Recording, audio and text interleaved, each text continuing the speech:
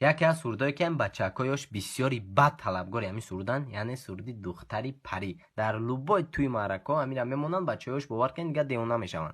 زنده باشین، شوخیتون نکنم. من نوازم همین را به خرچه تلفن پراستش ما بنویسین کنه وقتا تا نیست میشه کنه رفتیم.